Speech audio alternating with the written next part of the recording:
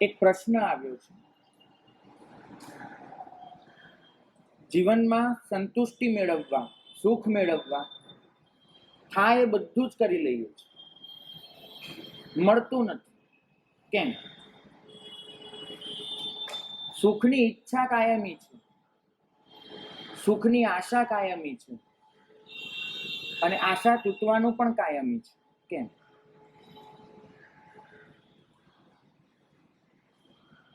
એક રમૂજી કથા કહી અને આનો જવાબ આપું. કથા રમૂજી છે, બોધ વાસ્તવિક છે.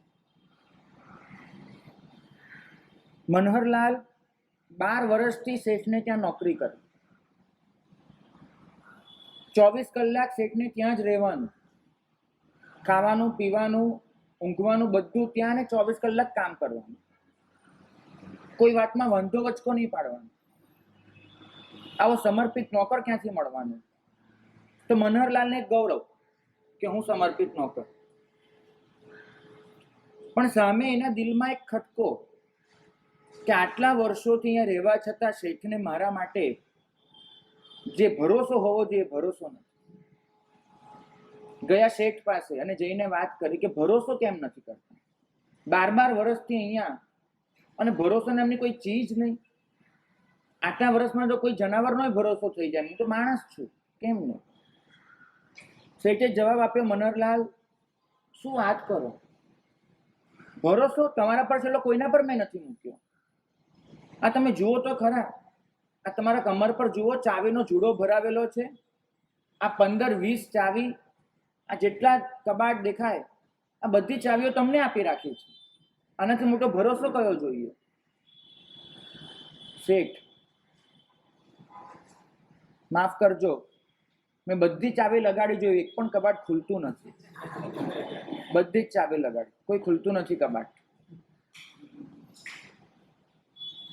પ્રભુ એ જ કહે છે કે ચાવીઓ લગાડતા જ જઈએ છે, લગાડતા જ જઈએ છે. આ શાસનમાં ખુલતું કશું નથી.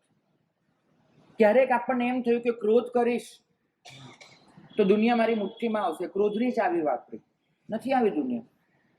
ક્યારેક એમ કર્યું કે અભિમાન કરીશ તો ગૌરવ મળશે, ખુશી મળશે, અભિમાનની ચાવી લગાડી, નથી. કેટલી ચાવીઓ વાપરી, માયાની ચાવી લગાડી, ઈર્ષ્યાની લગાડી, નિંદાની લગાડી, વિરોધની લગાડી, કુથલીની લગાડી, અભ્યાખ્યાનની લગાડી, કોઈ ચાવી બાકી નથી રાખી. પણ દરેક ચાવી લગાડ્યા પછી તાળું ખુલતું નથી, સુખનું તાળું. બધી જ તિજોરી, બધી જ ચાવી લગાડી દીધા પછી આપણી હાલત એ મનહરલાલ જેવી જ છે. ફરિયાદ કરીએ છીએ પ્રભુને કે પ્રભુ કશું આપતા નથી. સમજતા નથી આપણે કે કાં તો ચાવી ખોટી છે, કાં તાળું જુદું છે, કાં લગાડવાની રીત ખોટી છે. સમજતા નથી. પ્રભુ એટલું જ કહે છે કે આ દુનિયા તારા વિચારોનું પ્રતિબિંબ છે. તું સતત એવું માને છે કે દુનિયા આવી છે માટે હું આવો છું. પ્રભુ બરાબર ઊંધું કહે છે, તું જેવો છે એવી દુનિયા છે. દુનિયા તારા વિચારોનું પ્રતિબિંબ છે.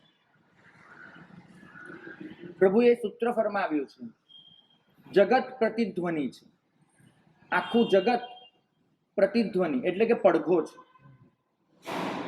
તું ઊભો રહી જાય છે પહાડની સામે અને જોર જોરથી બરાડા પાડે છે અને આશા રાખે છે કે પહાડ તરફથી કોઈ મધુર સંગીતનો પડઘો પડશે. નહીં પડે. તું આ સૃષ્ટિમાં સતત નકારાત્મક એનર્જી ઉમેરતો જ જાય છે, ઉમેરતો જ જાય છે, અને આશા રાખે છે કે સૃષ્ટિ એ તારા માટે કલ્યાણ અને માંગલ્યનું વરદાન વરસાવી દેશે. નહીં બને. તારે જો સૃષ્ટિ પાસેથી જે જોઈતું હોય એ તારે સૃષ્ટિને સામું આપવું પડે. સૃષ્ટિ પ્રતિધ્વનિ છે. બને એવું બીજાપુરનો ગોળ ગુંબજ, બીજા એક પડઘો એક વખત બોલો 13 પડઘા પાડે છે, પણ બોલ્યા જે હશો એ જ પડઘો પડશે 13 વખત. સૃષ્ટિ 13 ને 1300 વખત પડઘો પાડશે, પણ તમે બોલ્યા હશે એનો. આપણે હંમેશા ખોટી ચાવીઓ વાપરતા જ જઈએ અને પછી આશા રાખીએ કે એક કબાટ એવું ખુલે, ખુલજા સિમ સિમ, અને એની અંદરથી સુખ અને સંતુષ્ટિ નીકળી જશે. નહીં બને. ચાવી બધી જ અજમાવી લીધી છે, સતત ખોટા પુરવાર થયા છો, સ્વીકાર્યું. મેં ગઈકાલે કહ્યું હતું કે તમારો પરાજયનો સ્વીકાર એ તમારી વિજય યાત્રાનું પહેલું પગથિયું બનશે. પણ મનુષ્ય હજુ સુધી હારવા છતાં પણ હાર્યો નથી. મિયા પડ્યા પણ તંગડીયું છે. એને હારવું નથી, કબૂલ કરવું નથી. જનરલ કરિયપ્પા ભારતના સેનાનાયક કાશ્મીરના એક ગામમાં ગયા હતા અને એ ગામમાં પોતે જીપ લઈને સહજ રીતે જઈ રહ્યા હતા અને એમને જોયું કે ગામમાં સૌથી સારા નિશાનેબાજ લોકો વસે છે. એની સેનામાં પણ આવા શાર્પ શૂટર્સ નથી. એવા શાર્પ શૂટર્સ આ ગામમાં છે. કરિયપ્પાએ કહ્યું કે મારી આર્મીને હરાવી શકે એવા શાર્પ શૂટર્સ આ ગામમાં રહે છે. બાજુમાં જે મેજર બેઠા હતા એને કરિયપ્પાને કહ્યું કે તમે ક્યાં જોયું? મેં તો કઈ જોયું નહીં, તમને ક્યાં આવું જોવા મળ્યું?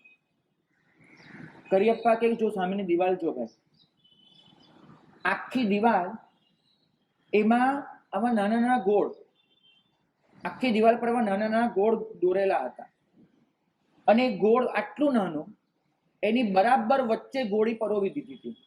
ગોળી એવી રીતે છોડી હતી આટલા નાના ગોળને વિંધી શકે એવી રીતે ગોળી છોડેલી હતી. કરિયપ્પાએ મેજરને કહ્યું કે આપણા સૈન્યમાં આવો સૈનિક ક્યાં છે કે આટલા નાના ગોળમાંથી ગોળી પસાર કરી આપે. એક્ઝેક્ટ આપણે દિવાલ પર આટલું ગોળ કર્યું હોય અને ગોળી ત્યાં જ છોડી આપે એવો સૈનિક ક્યાં છે? મેજર બી આશ્ચર્યમાં પડ્યો. એને કહ્યું કે આપણે શોધવા પડે. ગામના લોકોને બોલાયા, કોના નિશાનબાજી કરે છે? ગામ લોકોએ 3 યુવાનને બોલાવી આપ્યા. આ 3 અમારા ગામના. કરિયપ્પા અભિભૂત થઈ ગયા. 18-20 વર્ષના સાવ લબર મૂછ્યા છોકરાઓ અને આટલું જબરજસ્ત નિશાન. મનની એકાગ્રતા કેવી હશે, શ્વાસ પર કંટ્રોલ કેવો હશે, આંખનો પલકારો બી કેટલો એ લોકોના કંટ્રોલમાં હશે. જબરજસ્ત.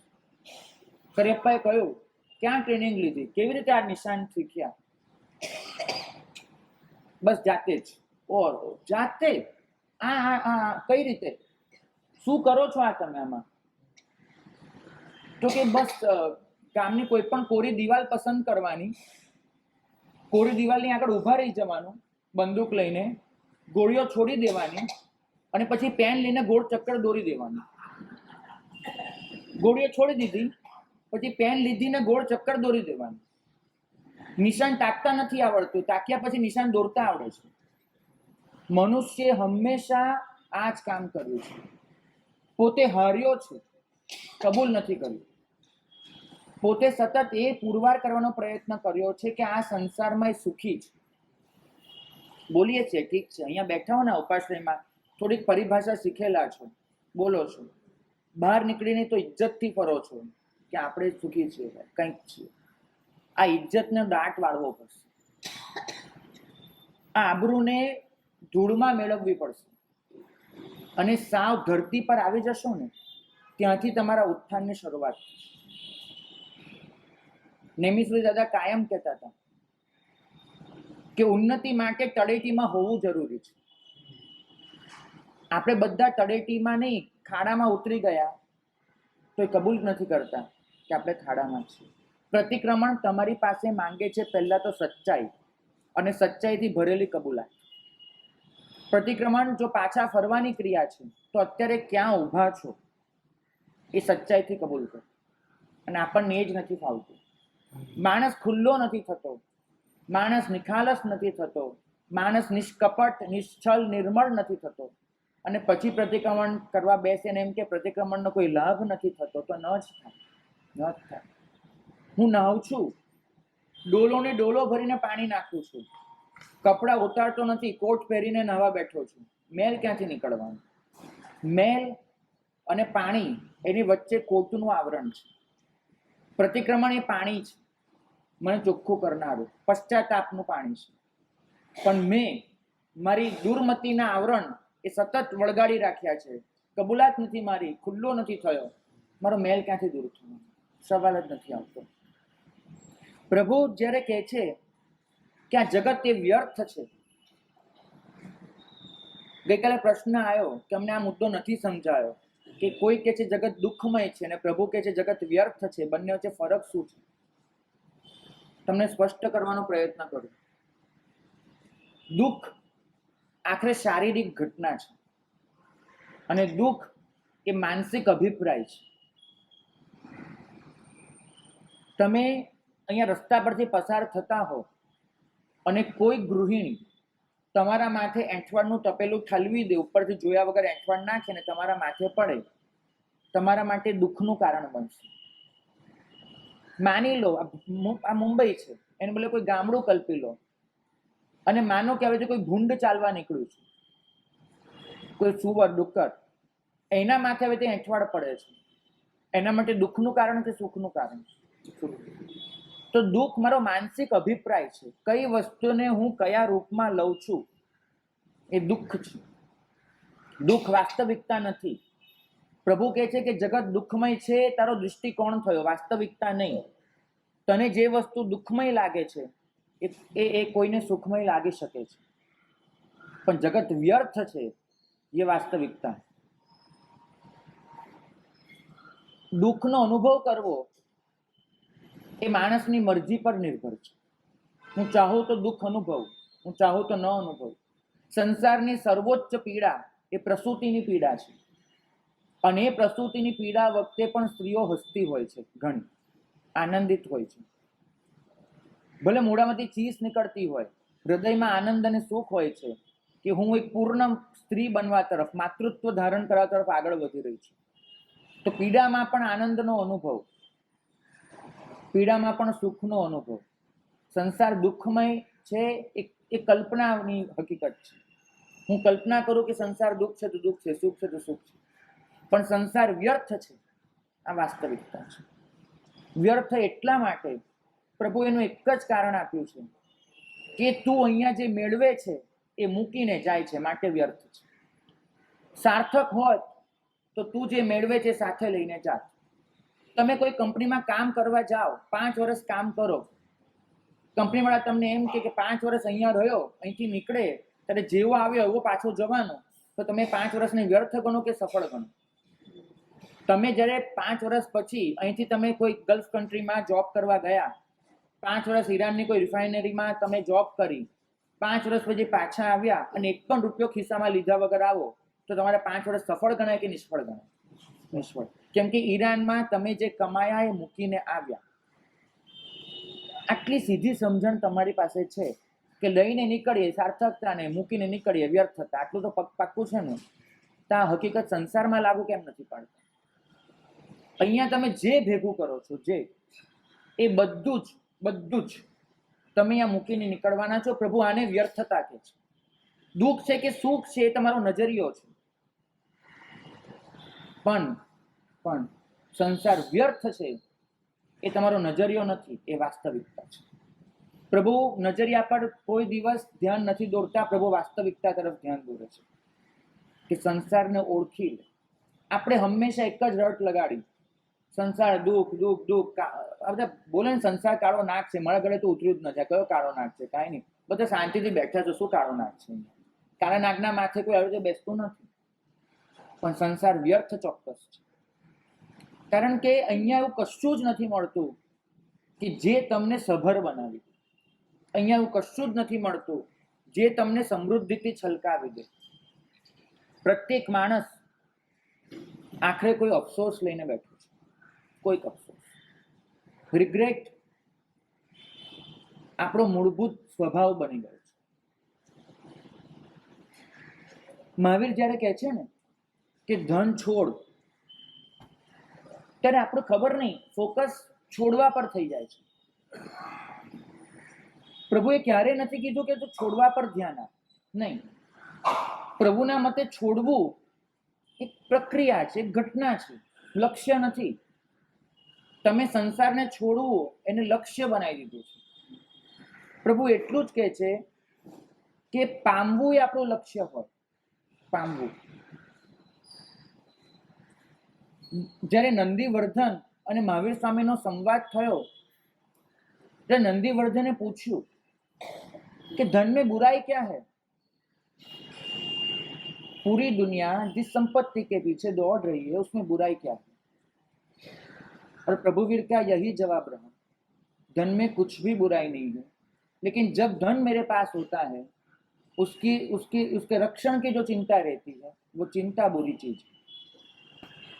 હું જ્યારે બધું ધન છોડી દઉં છું ત્યારે હું માત્ર ધન નથી છોડતો, ધનની ચિંતા છોડું છું. મારા હૈયે જે નિરાત છે ને એ નિરાત એ મારું લક્ષ્ય છે. બાકી ધન છોડ્યા પછી પણ રાત્રે 2 વાગે સંથારામાં આળોટતા સાધુઓ જોયા છે, ચિંતામાં ને ચિંતામાં જોયા છે. ધન તો છૂટી જાય, ચિંતા નથી છૂટતી. ત્યાંના કરતા એનો વહીવટ ઘણીવાર મોટો થઈ જતો હોય છે, બહુ મોટો. અમારા ગુરુ ભગવાન કાયમ કે સાધુતાનો અર્થ એ ન થવો જોઈએ કે એક નાનો સંસાર છોડીને મોટો સંસાર વસાવ્યો, એવું ન થવું જોઈએ. ઘરમાં હો ને તમે તો હૂતો હૂતીને 4 જણ હો, એક પત્ની 2 બાળકોને સંસાર એટલામાં સીમિત, તાટલાની ચિંતામાં તમારું જીવન નીકળી જાય. અહીંયા આવ્યા તો રમેશભાઈની બી ચિંતા ને મગનભાઈની બી ચિંતા, આ સંઘ મારો, આને સાચવવાનો, આનું આ, તો ઘણીવાર તમારા કરતા અમારી પડોજન વધી જતી હોય. પ્રભુએ આવો સંયમ નથી કીધો. અહીંનો જે સંયમ છે ને એ સંન્યાસ છે. સંન્યાસનો અર્થ સમજજો. આર્ય સંસ્કૃતિમાં સંન્યાસનો અર્થ ક્યારે પણ કશું છોડવું નથી થયું. ન્યાસનો અર્થ છે મૂકવું. સમ્યક રીતે, સારી રીતે પોતાના આત્માને ક્યાંક મૂકી દેવો એ સંન્યાસ છે. આપણે હંમેશા ફોકસ કર્યું કશું છોડવા પર. છોડવું એ પ્રભુનો સિદ્ધાંત હતો જ નહીં. પ્રભુનો વજૂદ તો એમાં હતું કે તમે કશુંક મેળવી લો. અને આપણે પ્રભુના ધર્મને એ રીતે જ વ્યાખ્યાયિત કર્યો, છોડવું છોડવું છોડવું, બિલકુલ.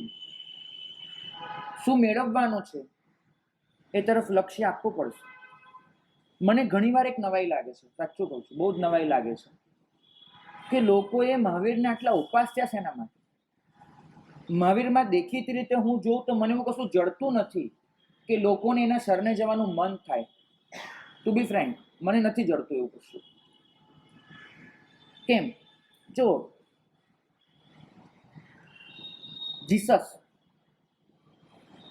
એ શૂળી પર લટકી ગયા. તમે બરાબર માર્ક કરજો, તમે ટેસ્ટામેન્ટ વાંચી લો, બધું જ જોઈ લો, કથાઓ જોઈ લો. જીસસ જ્યાં સુધી શૂળી પર નથી ચડ્યા ત્યાં સુધી એમનો મહિમા નથી થયો. જીસસ શૂળી પર ચડ્યા પછી મહિમા થયો છે. કારણ દુઃખ હંમેશા સહાનુભૂતિ જીતી જાય છે. રાજીવ ગાંધી લોકસભાની 412 સીટ જીતી શક્યા હતા.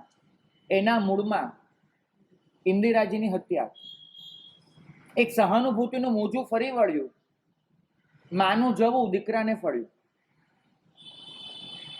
તો દુઃખ હંમેશા સહાનુભૂતિ ખેંચી લાવે છે. પછી માણસે બોલવું નથી પડતું, લોકો એની આસપાસ આવ્યા જ કરે છે. જીસસના જીવનમાં બીજું કાંઈ જ નહીં હતું, કાંઈ જ નહીં. આજે પણ એમની શૂળી જ ગળામાં લટકે છે, લોકોના ગળામાં. જુઓ, જીસસનો પ્રેમ નથી જીત્યો આ દુનિયામાં, જીસસનું દુઃખ જીત્યું છે.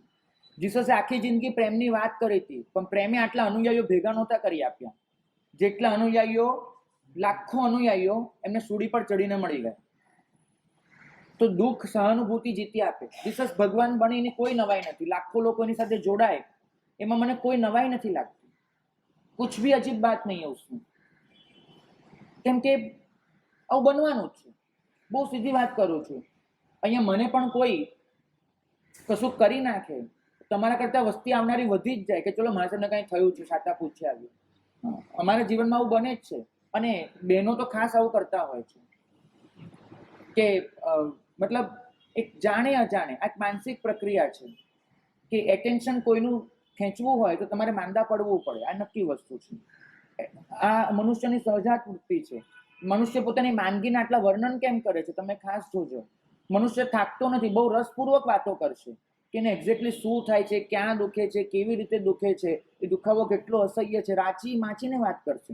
મનુષ્ય પોતાની ખુશી આટલી સરસ રીતે વ્યક્ત નથી કરી શકતો. પણ દુઃખને બહુ સારી રીતે વ્યક્ત કરી શકે છે, બહુ સારી રીતે. કોઈ ફન વર્લ્ડમાં જઈને આવ્યા હોય, એમાં બહુ આનંદ કર્યો અને રસ્તામાં કાર ઠોકાઈ ગઈ, તમે ત્યાં જાઓ ને તો પહેલી વાત કાર ઠોકાવાની જ કરશે, ફન વર્લ્ડની નહીં કરે. મનુષ્યને પોતાનું દુઃખ વર્ણવવું, એમાં શેરડીના કૂચા જાણે ચાવીએ ને એવો આનંદ આવતો હોય છે. કેમ કે એક મનુષ્ય બીજા મનુષ્ય માટે સહજ રીતે સહાનુભૂતિની લાગણી ધરાવે છે, એટલે એકનું દુઃખ લોકોને ખેંચી લાવે છે. તો જીસસના લાખો અનુયાયીઓ હોય, મને નવાઈ નથી લાગતી, કારણ કે શૂળી એ સહાનુભૂતિનું પ્રતીક બની ગયું છે. તમે કોઈ પણ ચર્ચમાં જાઓ અને શૂળી પર આવી રીતે જીસસ ન હોય એવી જીસસની મૂર્તિની કલ્પના કરો, તમને ચર્ચ જ અધૂરું લાગશે, નહીં બને.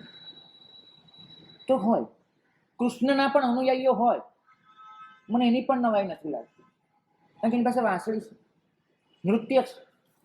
તો જ્યાં ગીત છે, જ્યાં નૃત્ય છે, ત્યાં મનુષ્યને આકર્ષણ થવાનું, કેમ કે એક આનંદની ઘટના છે. તો એના અનુયાયીઓ થવાના, એની આસપાસ ગોપીઓ ફરે, એના અનુયાયીઓ હોય, વાંસળી લઈને ઊભા છે, એનું આકર્ષણ હોય. રામના અનુયાયીઓ હોય, ધનુષ લઈને ઊભા છે, મનુષ્યને શૌર્ય પણ આકર્ષે છે. તો ક્યાંક શૌર્ય આકર્ષે, ક્યાંક નૃત્ય આકર્ષે, ક્યાંક સંગીત આકર્ષે, ક્યાંક દુઃખ આકર્ષે. મહાવીર પાસે શું છે? નહીં વાંસળી, નહીં ધનુષ્ય, નહીં સંગીત, નહીં શૂળી. મહાવીર સ્વામીએ પોતાનું દુઃખ પણ પોતાના ચહેરા પર આવવા નથી દીધું. કોઈએ દુઃખ આપ્યું તો એ આંસુ પાડ્યા છે, ઓલા માટે, ખુદ માટે તો પાડ્યા બી નથી. તો મનુષ્ય એક એવો મનુષ્ય મહામાનવી પાક્યો જેને પોતાની દુઃખની પણ રોકડી કરતા નથી આવડી. બાકી જો મહાવીર સ્વામીએ ધાર્યું હોત તો એક શૂળી જો આટલા અનુયાયીઓ ભેગા કરી આપે, મહાવીર સ્વામી તો કેટલી વાર શૂળી પર ચડ્યા, તમે વિચાર તો કરો, કેટલી વાર શૂળી પર ચડ્યા, એમને કેટલા અનુયાયીઓ મળ્યા હોત, પણ એમને પોતાની દુઃખની રોકડી કરતા નથી ફાવ્યું કરતા એમનો સિદ્ધાંત જ નથી કે મારું દુઃખ દેખાડીને રોકડી કરું, બિલકુલ નહીં. તો અહીંયા દુઃખથી રોકડી નથી કરવાની, સંગીત નથી, ધનુષ્ય બાણ નથી. અને હજુ ઓછું હોય, ગીતામાં તો કૃષ્ણજી ચોખ્ખું જ કહી દે છે કે મારી શરણમાં આવી જા, બસ આવી જા, આવી જા, આવી જા. અને આ જ્યારે 100 વખત બોલાય ને ત્યારે હિપ્નોટાઇઝ થાય છે. અમારા આચાર્યો પાઠ પરથી શીખી ગયા છે, મારા શરણમાં આવો ત્રીજા ભવે મોક્ષ. અહીંયા આવી તમે જેમ પેલો બટવામાં વાસક્ષેપ ભરીએ ને, મોક્ષની પડીકીઓ લઈને બેઠા છીએ અમે લોકો. હવે તમે આવ્યા, એક પડીકી લો અને મોક્ષ તમારો પાક્કો. તો કદાચ મહાવીર સ્વામીએ તો ક્યારે આવું કીધું ને, કૃષ્ણ તો કહે છે, 100 વખત કહે છે કે મારી શરણમાં આવી જા. તો લોકો હિપ્નોટાઇઝ થાય છે અને ખેંચાય. માણસને એકની એક ઘટના 100 વખત કહેવામાં આવે ને તો માણસ એને સત્ય માનવા માંડે.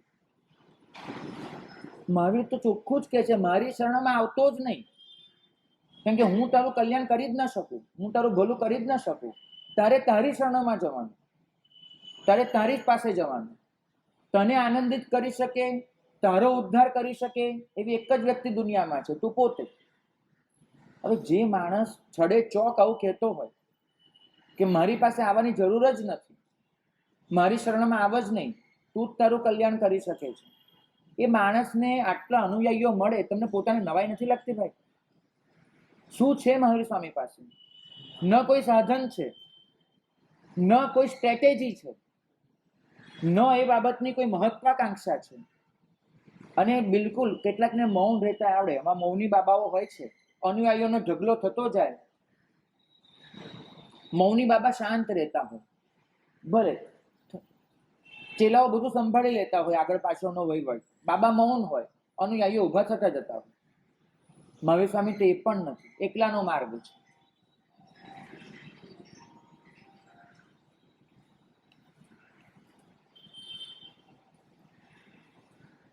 મહાવીર સ્વામી પાસે એવું હતું શું કે લોકો આટલું ખેંચાય? એ જે હતું એનું નામ છે પ્રતિક્રમણ. આખી દુનિયા અતિક્રમણ અને આક્રમણના માર્ગે હતી. મહાવીર સ્વામીનું પ્રતિક્રમણ બધાને ખેંચી ગયું, કારણ કે એ માણસ, એ મહામાનવ, એ વિભૂતિ, એને પોતાનું ચૈતન્ય સંગઠિત કરતા આવડ્યું, પોતાના ચૈતન્યને એક બિંદુ પર કેન્દ્રિત કરતા ફાવ્યું. પોતાના ચૈતન્યની ઘાસડીઓ જે વેરાયેલી હતી એ બધીને સમેટતા આવડ્યું. પરિણામે જીવતે જીવ એક મિસાલ બની ગયા, દંતકથા બની ગઈ. આવા માણસ લાખ વખત કહેશે ને કે મારી પાસે ન આવ, તારી પાસે જા, તો આપણે ત્યાં જ જઈશું. કેમ કે મહાવીર સ્વામીનું પોત આપણને આકર્ષી જવાનું છે. પોત.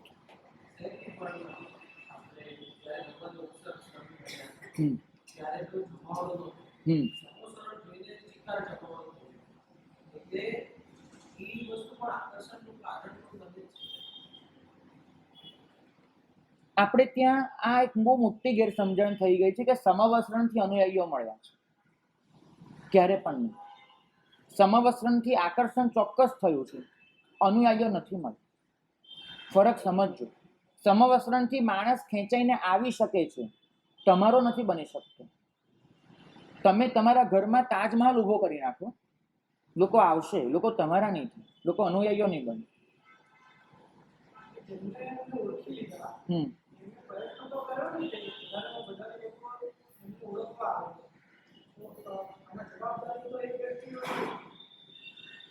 સમવસ્ત્રણ વગર દેશના વધારે થઈ છે.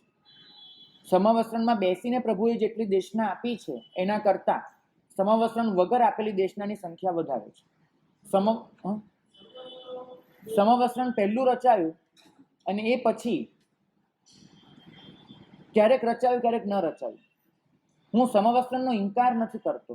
હું તમને એ સમજાવવા માંગુ છું કે સમવસ્ત્રણથી એકવાર માણસ આવે, આપણે એવો કદાચ ઠાઠ ઊભો કરવો પડે ખેંચવા માટે, હું એની પણ મનાઈ નથી કરતો. હું એમ કહું છું કે જે લોકો મહાવીરને વળગી પડ્યા છે એ લોકોને મહાવીરમાં કાંઈક એવું દેખાઈ ગયું છે જે દેખીતી રીતે દુનિયાને નથી દેખાવાનું. એવું હતું શું એ મારી સમજવાની મથામણ છે. ક્ષમા, સમતા, આ બધા તો સ્વભાવના એક પહેલું છે. મૂળ છે કે એ વ્યક્તિ પોતાનું ચૈતન્ય સંગૃહિત અને સંગઠિત કરી શકી હતી, અને એ ચૈતન્ય જ્યારે એક બિંદુ પર સંગૃહિત થયું એ થયું પ્રતિક્રમણ. પોતાનું જે અનેક ભવોમાં ફેલાયેલું જે ચૈતન્ય હતું એને સીમિત કરતા ગયા આત્મસ્થ થતા ગયા. પ્રભુની જે આત્મસ્થતા હતી એ લોકોને આકર્ષી ગઈ. બસ સ્વમાં જીવવું, આત્મરમણતા.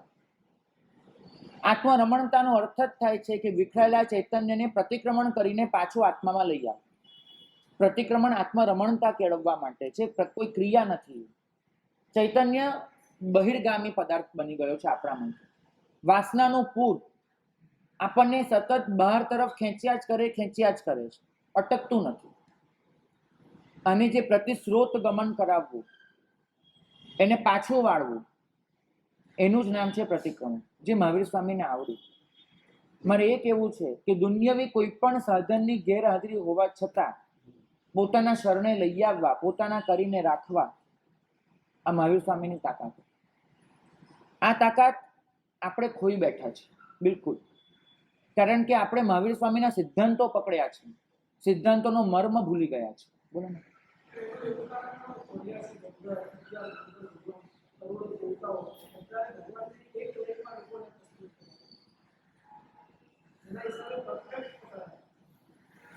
સો ટકા.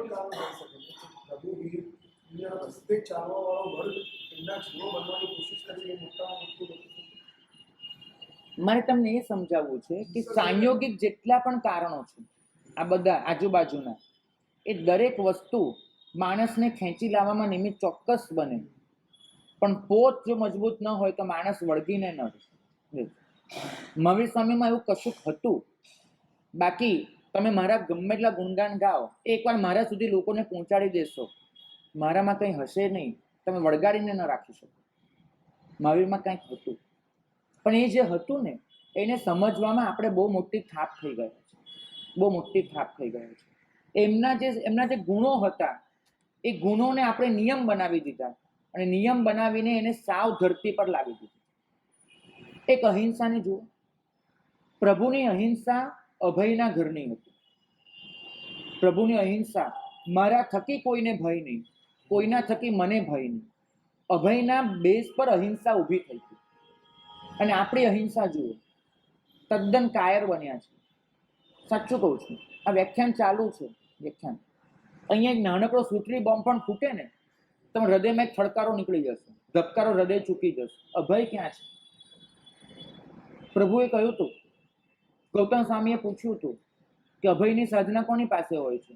પ્રભુનો જવાબ હતો, દુનિયામાં બે જ વ્યક્તિ નિર્ભય હોય છે, સર્વથા અભય હોય છે. બે જ વ્યક્તિ. એક સિંહ. વીજળી ગમે તેવી ચમકે, સિંહનું હૈયું ક્યારેય કાપે નહીં.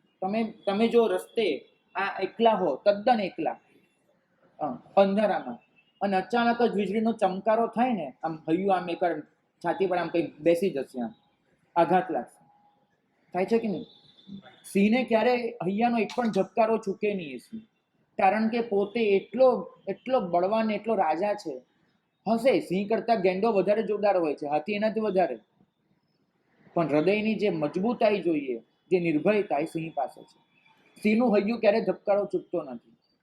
અને પ્રભુએ ફરમાવ્યું કે બીજો નિર્ભય હોય છે એ સાધક જે પોતાની તમામ વૃત્તિઓને તિલાંજલિ આપી ચૂક્યો છે. એ સાધક, એને દુનિયામાં ગમે તે થાય, એનું હૈયું એક પણ ધબકારો ચૂકતું નથી. અને માર્ક કરજો, આપણામાં અભય ક્યાં છે? નાનામાં નાની ઘટના, એ તો રિક્ષામાં બાજુમાંથી પસાર થઈ જાય ને તો 2 સેકન્ડ આમ થઈ જાય છે, કાંઈક અંદર એમ શૂન્ય થઈ જાય છે. કેમ? અભય હૈયામાં જ નથી વસ્તુ. અહિંસા, એને આપણે બળજબરીથી જીવનમાં ઘુસાડવાનો પ્રયત્ન કર્યો છે. અહિંસા આપણી સહજ નથી. પ્રભુની અહિંસા સહજ હતી, કેમ કે અભયના મુદ્દે ઊભી થઈ હતી. મારા થકી કોઈને ભય ન હોય, કોઈનાથી મને નહીં ભય. અહીં તો આપણી અહિંસા છે ને, એ સમાધાન છે. હું તને કાંઈ ન કરું, તું મને કાંઈ ન કર, આપણે બે જીવી લઈએ, ચાલ. આપણી અહિંસા સમાધાન છે, સમાધિ નથી. પ્રભુની અહિંસા સમાધિ છે, સમાધાન નથી. કોઈની સાથે એમને સમાધાન નથી કર્યું.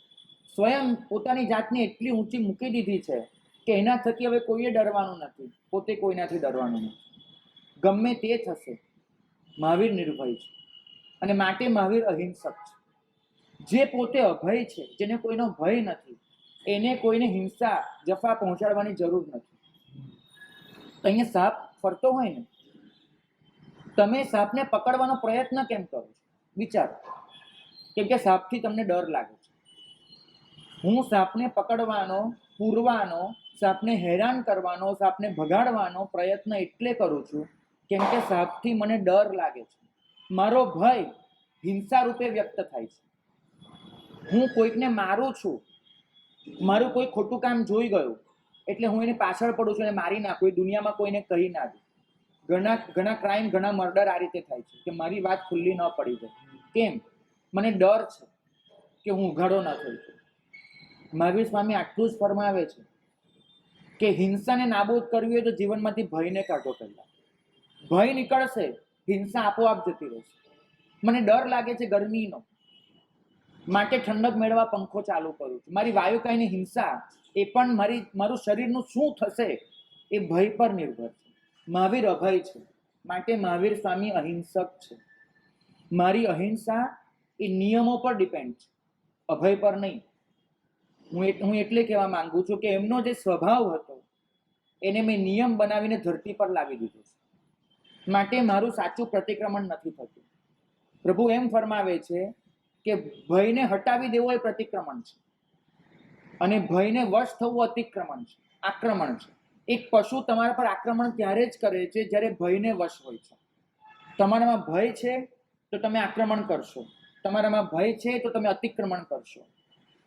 પણ તમે નિર્ભય છો અને શાંત છો, તમે પ્રતિક્રમણ કરશો. પ્રતિક્રમણ તમારી પાસે માંગે છે નિર્ભયતા, પ્રતિક્રમણ તમારી પાસે માંગે છે અભય.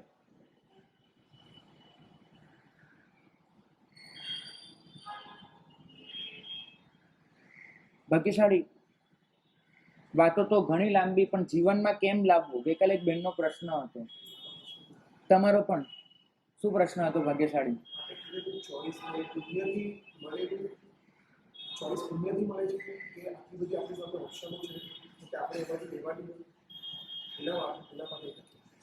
પસંદગીનું સુખ પુણ્યથી મળે છે, એ વાત નક્કી છે. મારી પાસે પુણ્ય નથી તો મારે પસંદગી કરવાની કોઈ શક્યતા નથી. જે મળે છે ચલાવી લેવાનું છે. પણ મારી પાસે પુણ્ય છે તો હું પસંદગી કરવાને હકદાર બનું છું. બિલકુલ. પણ એનાથી ઉપર એક વસ્તુ છે કે પસંદગી કરવાનું મન ન થવું ને એ સૌથી મોટું પુણ્ય છે. અને એ પુણ્ય સુધી આપણે પહોંચવું છે કે પસંદગી કરવાની જરૂર ન પડે, જે થાય એનો સહજ સ્વીકાર હોય. મહાવીર સ્વામી પાસે જે થતું હતું એમની પસંદગી નહોતી, એમનો સ્વીકાર હતો.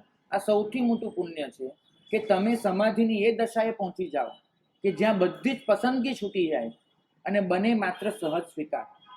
કારણ કે પસંદગીમાં પ્રભુ કે છે એક દૂષણ છે, તમે પસંદગી કર્યા પછી પણ હંમેશા એ જ અવઢવમાં રહો છો. કદાચ પેલું પસંદ કર્યું હોત તો વધારે સારું હોત, વધારે સારું હોત. માફ કરજો, પણ જીવનમાં એવા ઘણા લોકો મળ્યા છે કે જે લોકો એમ કહ્યું છે કે અમે જે લાઈફ પાર્ટનર સાથે જોડાયા છે એનાથી બેટર પાત્ર અમને મળી શકતું હતું, થોડી ધીરજ ને થોડી બુદ્ધિ વાપરી હોત તો. આવું કહેનારા નીકળે છે. અને કદાચ તમે થોડા નિખાલસ થાવ તો કદાચ તમે પણ આવું બોલી શકો, મને નવાઈ નહીં લાગે. પણ આ વસ્તુ રહી જાય છે. આપણી પસંદગી કર્યા પછી પણ, પસંદગીના બધા માપદંડો અજમાવી લીધા પછી પણ આપણને થાય છે કે આનાથી બેટર મળવું શક્ય હતું, આપણે ચૂકી ગયા. બોલો ને ભાઈ.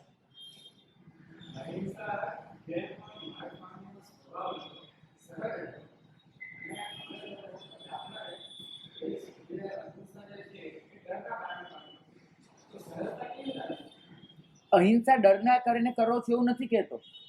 અહિંસાને આપણે નિયમ બનાવ્યો. આપણે જો સહજ બનાવવું હોય તો જીવનમાંથી ભયને કાઢતા જવું. તમે હિંસાના મૂળને પકડો. આપણી દૃષ્ટિ હંમેશા જે સપાટી પર છે ને એના પર કેન્દ્રિત થાય છે. મહાવીર સ્વામી મૂળને પકડવાનું કહે છે. મેં ગઈકાલે પણ એક સરસ ઉદાહરણ આપ્યું હતું.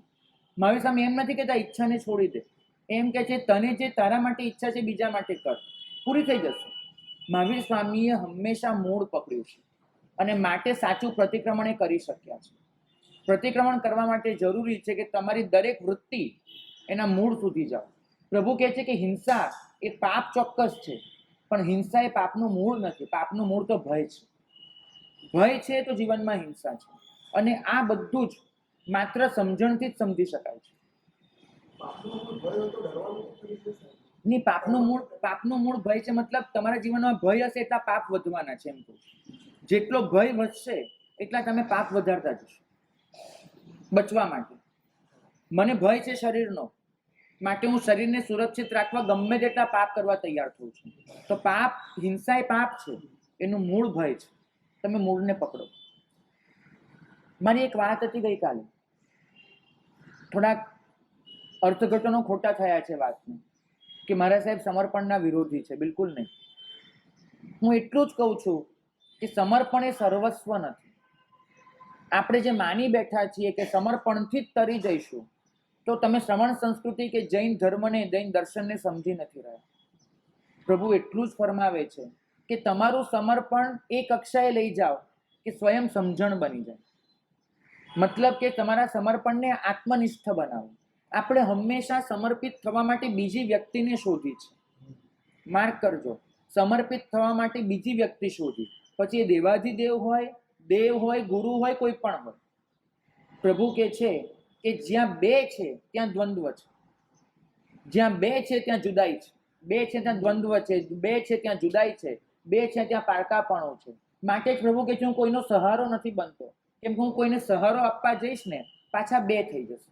આ માર્ગ તો એકલાનો છે, વીર એકાકી. આ માર્ગ એકલાનો છે. હું જ્યારે બોલું છું એગોહમ, નથી મેં કોઈ, ત્યાં જ સમર્પણવાદનો છેદ ઉડી જાય છે. હું એકલો છું, મારું કોઈ નથી. અરે સાંભળો, ધ્યેય તો સ્પષ્ટ કરો. ભાગ્યશાળી આખી જિંદગી સાધનમાં જ રમતા રહેશો તેવા તો અનંત ભવ કાઢીને આવ્યો છે. અનંત ભવ કોઈના ખોળામાં માથું મૂકીને કાઢી નાખ્યા છે, પણ ક્યારે માથું ઉચકીને દુનિયા શું છે જોવાનો પ્રયત્ન નથી કર્યો. પરિણામ જ્યાં છો ત્યાંથી નીચે નથી ગયા, પણ જ્યાં છો ત્યાંથી આગળ પણ નથી વધ્યું. જ્યાં છો ત્યાંના ત્યાં જ. આગળ વધવું હશે તો ભરોસો જાતનો કરવો પડશે. આપણી ભૂલ હતી ક્યારેક અનાદિમાં કે જગતનો ભરોસો કરતા હતા. પ્રભુનું શરણું મળ્યું, જગતનો ભરોસો છૂટ્યો, જગન્નાથનો કર્યો. પણ જગન્નાથ ખુદ એમ સમજાવે છે કે જાતનો ભરોસો કર, જગન્નાથના ભરોસે નહીં તરાય. અનાદિ ભવચક્રમાં મિથ્યાત્વી જેવી એક જ કામ કર્યું હતું, જગતમાં પોતાનું શરણું સૂચ્યું હતું. સમજણ આવી, જગતનું શરણું છૂટ્યું તો જગન્નાથને પકડી લીધા. જગન્નાથ એટલે સમજો ને ઈશ્વર, એને પકડી લીધા. પ્રભુ સતત કહે છે કે ન તો જગત તને બચાવે, ન જગન્નાથ બચાવે, તને બચાવે તો તારી જાત બચાવે. સમર્પણ જરૂરી છે, પણ સમજણના ઘરમાં પ્રવેશ કરવા માટે મહાવીર સ્વામીનો હાથ એટલે જ પકડવાનો છે કેમ કે હું ખુદ મહાવીર છું એ સમજી શકું માટે. અહીંયા જ્યાં વળગો છો ત્યાં દ્વંદ્વ છે. જો સમર્પણથી તરાતું હોત ને, સમર્પણથી તરાતું હોત તો મહાવીર સ્વામી શા માટે ગૌતમને છેલ્લી ક્ષણે છૂટા મોકલે? આ નિશ્ચયની આ શુદ્ધ વ્યવહાર હતો, છેલ્લી ક્ષણે છૂટા પાડવા. આમાં કયો નિશ્ચય આવ્યો? છેલ્લી ક્ષણે મહાવીર ગૌતમને છૂટા પાડીને એક જ વાત કહે છે કે ગૌતમ, સમર્પણથી જે પામવાનું હતું પામી લીધું, હવે સમજણના ઘરમાં પ્રવેશ કર તો કેવલ જ્ઞાન છે. અને ગૌતમ સ્વામી મારીને તમારી જેમ જ વળગીને પડ્યા હતા. આ પગ મને તારી દેશે. પ્રભુ કહેતા હતા કે તારા પગે તારે ચાલવાનું છે, મારા પગ પકડે તું તરીશ નહીં, તારા પગે તારે ચાલવાનું છે. ન સમજે તો છેલ્લી ક્ષણે મહાવીરે, આપણે જાડી ભાષામાં કહું ને, લાત મારીને મોકલવા પડ્યા કે ભાઈ તું જા, તું જઈને પામી શકીશ. તમે બરાબર વાત કરો છો. ગૌતમ સ્વામી મહાવીરને વળગીને કેવળ જ્ઞાન પામ્યા છે કે મહાવીરને છોડીને પામ્યા છે? છોડીને.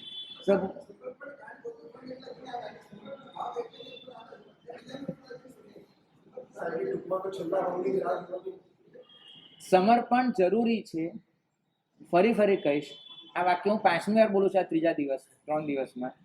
સમર્પણ બેહદ જરૂરી છે, પણ સમર્પણ મોક્ષ સુધી નહીં લઈ જાય.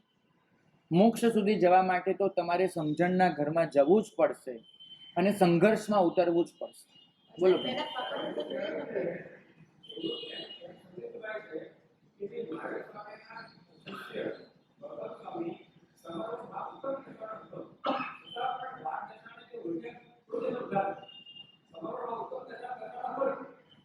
સમર્પણ વગર શરૂઆત નથી. આ શાસનમાં સમર્પણ વગર શરૂઆત નથી. નમો અરિહંતાણમ બોલીએ છીએ ને ત્યારે જ આપણી સમર્પણની શરૂઆત છે. પહેલું આપણે જીવનમાં નમો શીખ્યું, તો સમર્પણ વગર શરૂઆત નથી. પણ સમર્પણ એ પૂર્ણાહુતિ નથી. બસ મારે ખાલી આટલું કહેવું છે. કયો? ના, છેલ્લા ભાવ સુધી રાહ નહીં જોવાની. અત્યારે છેલ્લો ભાવ લાવવાની મહેનત ચાલુ કરવાની. બરાબર? રાહ જોવામાં તો બેસી રહી જશો. મહેનત ચાલુ કરો. મહેનત. આપણે જે માનીએ છીએ કે વળગી પડ્યા એટલે તરી જઈશું, માટે જે નિરાતમાં છે મારે તમારી ઠંડઈ ઉડાડવી છે. તમે જે નિરાતમાં બેસી પડ્યા છો, આમ જામ થઈને ને હચમચાવીને ઊભા કરવા છે તમને. અને જ્યારે માણસ હચમચે ને ત્યારે પહેલું એને એમ જ થાય કે ભૂકંપ આવ્યો. માણસ જ્યારે હચમચે છે ત્યારે લાગે ભૂકંપ. કદાચ મારું વ્યાખ્યાન બી તમને ભૂકંપ જેવું લાગશે કે અત્યાર સુધી આપણે એકદમ નિરાતે બેઠા હતા, કોઈના પગ પકડીને કે આપણે તરી જવાના, અને મારા સાથે ભૂકંપ લાવીને આપણને ઊભા કરે છે. તો બને જ્યારે ભૂકંપ આવે છે ને ત્યારે સહન કરવું અઘરું જ હોય છે. પણ એક સમય તમારે આ વસ્તુને સ્વીકારવી પડશે કે તમારે ઊભા થવાનું છે. પગ પકડીને ઘણું કલ્યાણ થયું છે, પણ સંપૂર્ણતા મેળવવા માટે તો તમારે ખુદે ચાલવું જ પડશે. એ વગર શક્ય જ નથી. પ્રભુ ખુદ ફરમાવે છે કે તારા જીવનનો મંત્ર બનાવો અપ્પાનમ શરણમ ગચ્છામિ. ત્યારે આખરે તો પોતાના શરણે જવાનું છે. જે શાસન એમ કે છે કે અરિહંત એક વસ્તુ પણ તમને આપી નથી શકતા, જે શાસન એમ કે છે કે તમારે જે પામવાનું છે એની મહેનત તમારે જ કરવાની છે, એ શાસન સમર્પણનો આટલો મહિમા તો કઈ રીતે કરવાનો બને? વૈદિક ધર્મના પ્રભાવ હેઠળ એ સંન્યાસીઓ જે વૈદિક ધર્મના, એમનો તો સારા જ હતો સમર્પણ, કારણ કે એમને એનાથી જીતવાનું હતું. એ લોકો નિર્ગ્રંથ નહોતા, શ્રમણ નહોતા, એમને અનુયાયીઓની જરૂર હતી. એ લોકોએ આખો એક સમર્પણવાદ ઊભો કર્યો કે મારી આસપાસ બધા વીંટળાયેલા છે. વૈદિક પરંપરામાં એક ધરી હતી અને ધરીની આસપાસ ફરવાનું હતું. શ્રમણ પરંપરામાં દરેકે પોતે પોતાની ધરી બનવાનું છે. ફરક સમજજો. વૈદિક પરંપરામાં એક એક્સલ છે, ધરી છે, અને ધરીની આસપાસ બધા ફરી વીંટળાય છે, બધા સ્કોપ છે. અહીંયા દરેક માણસે પોતે ધરી બનવાનું છે, અને એ ધરી બનવા માટે જાતે સંઘર્ષમાં ઉતરવું જ પડે. સમજણના ઘરમાં પ્રવેશ કરવો જ પડે. બાકી તો એક નક્કી વાત કહું છું, સુબહ હોતી હૈ, શામ હોતી હૈ, જિંદગી यूं ही तमाम होती है, बस पति गयो. સવાર પડશે, સાંજ પડશે, જિંદગી આમને આમ પૂરી થઈ જશે. નહીં. તમારો હક છે અને તમારી ફરજ પણ છે કે જે પામવા માટે અહીંયા તમે આવ્યા છો એ પામીને જાઓ. અહીંથી એમને નીકળી જવું ને એ તમે તમારી જાત સાથે કરેલી સૌથી મોટી છેતરપિંડી હશે, બેઈમાની. ને હજુ તમારે હાથમાં થોડાક વર્ષો છે, બહુ વધારે નથી કહેતો, થોડાક શબ્દ વાપરું છું સમજીને, કે થોડાક વર્ષો છે તમારા હાથમાં, મારા હાથમાં. તો જેના માટે ખરેખર આપણે અહીંયા આવ્યા હતા, બસ એ પામી લેવું છે.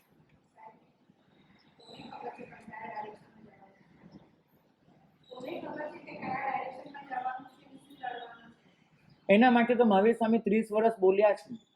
સાંભળવા માટે કાન ખુલ્લા કરવા પડશે કયા ડાયરેક્શનમાં જવાનું.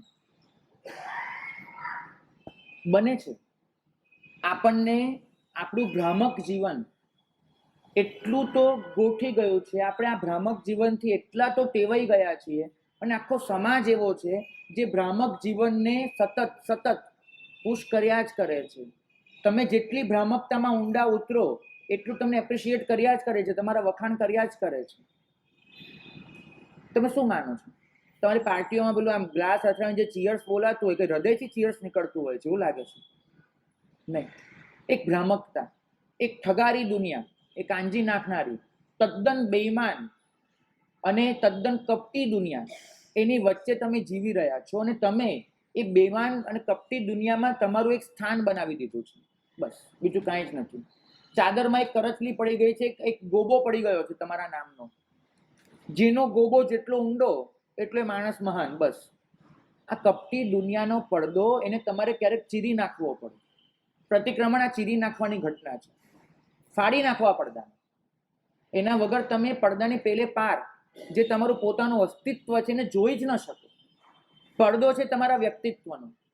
તમે સમાજ સામે ઊભા રહેવા માટે, તમારી છાપને મજબૂત બનાવવા માટે તમારા વ્યક્તિત્વને સતત આવરણ પર આવરણ ચડાવતા ગયા છે. એક આવરણ ચડાવ્યું છે પૈસાનું, બીજું આવરણ ચડાવ્યું છે સત્તાનું, ત્રીજું આવરણ ચડાવ્યું છે લાગવગોનું, સતત. અને આ બધા આવરણો એ તમારા અસ્તિત્વને ઢાંકી રહ્યા છે. તમને સમજાતું નથી. તમારા વ્યક્તિત્વના પડદાને તમારે ચીરવો પડે, અને આ ચીરવો એનું જ નામ પ્રતિક્રમણ છે. પ્રતિક્રમણ કોઈ સાંજે આવીને 48 મિનિટ કરી લેવાની ઘટના નથી. પ્રતિક્રમણ દરેક શ્વાસમાં થતી ઘટના છે. પેલું તો ત્યાં ખાલી ક્રિયા એક શીખવા માટે આવવાનું છે કે શું કરવાનું છે. કરવાનું તો આખી જિંદગી છે, દરેક શ્વાસમાં છે. હું ચાહું તો આ ક્ષણે આ શ્વાસમાં અતિક્રમણ કરી શકું છું. હું ચાહું તો આ ક્ષણે આ શ્વાસમાં પ્રતિક્રમણ કરી શકું છું. આ ક્ષણે મારું મન, મારી વાસના જો મારા આત્માને છોડીને બહાર જાય છે તો અતિક્રમણ છે. આ ક્ષણે મારી વાસના શાંત પડે છે અને મારું ચૈતન્ય આત્મામાં પાછું આવી રહ્યું છે તો પ્રતિક્રમણ છે. પણ આ ભ્રામક જીવન, એનાથી આપણે એટલા તો ટેવાઈ ગયા છીએ કે એ છોડીને પ્રતિક્રમણ કરવાનું આવે આપણે ડરી જઈએ છીએ. કેમ કે રસ્તો નવો છે અને ચાલવાનું એકલા છે. આ બે બહુ મોટા પડકાર છે. હંમેશા આપણને ગમ્યું છે કંપની, કોઈકની સાથે જવું. સાહસ કર્યું છે તો પણ કોઈકનો હાથ પકડીને, એકલા નહીં. મને ખબર છે અમારે ઘણી વખત વડોદરામાં રાત્રે લાઇટો જતી રહેતી હતી. મમ્મી પપ્પા કોઈ કારણસર બહાર ગયા હોય, કંઈ ખરીદી કરવા, ઘરમાં લાઇટો જતી રહે, મીણબત્તી લાવવાની હોય અને ખબર હોય કે બેડરૂમના કબાટના ત્રીજા ખાનામાં મીણબત્તી પડી છે, જવું કઈ રીતે? ડ્રોઈંગ રૂમમાં બેઠા છો, ઓટલા પર બેઠા છો, એ બેડરૂમ સુધી પહોંચવું કઈ રીતે? મીણબત્તી લેવા. અંધારું જે ડરાવી નાખે. કારણ કે જે ઘર એકદમ પરિચિત હોય ને, અંધારામાં અપરિચિત બની જાય. જે ઘરનો ચપ્પે ચપ્પો તમારો જાણીતો છે એ જ ઘર અંધારામાં અપરિચિત બની જાય. નવો રસ્તો, એકલા હોવાનો ડર. અમે બે ભાઈઓ બંને આમ કચકચાઈને એકબીજાનો હાથ પકડીએ, જાણે એ હાથ અમને ભૂતથી બચાવી લેશે એમ કરીને. કચકચાવીને હાથ પકડીએ અને હાથ પકડીને ધીમે ધીમે ધીમે, એમાં કંઈક એક આહટ બી થાય ને, એક તમરું બી બોલે ને તો પણ કંપી ઉઠે.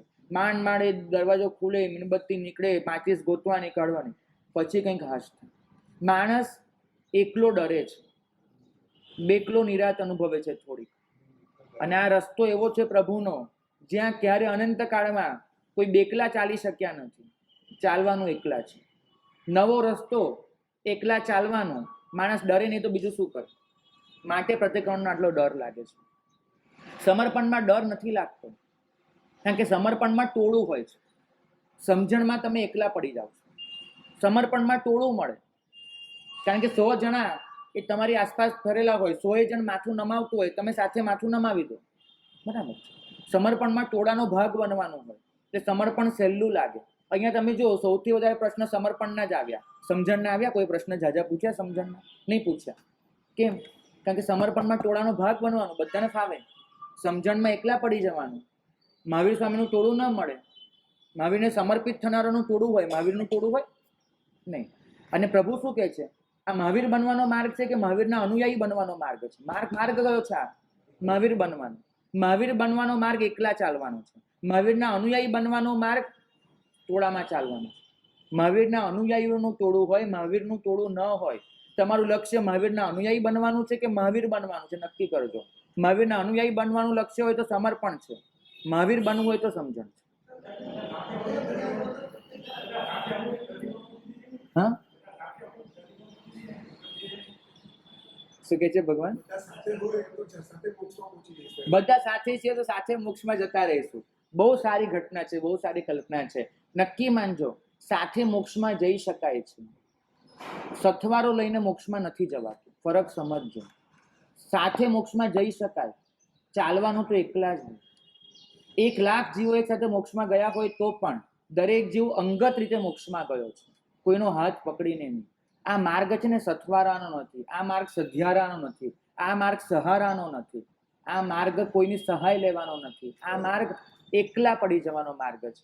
અને એકલા પડીને પોતાના ચૈતન્યમાં પાછા ફરવું એ જ પ્રતિક્રમણ છે. આવું પ્રતિક્રમણ આપણને સૌને મળે એ જ મંગલ કામના.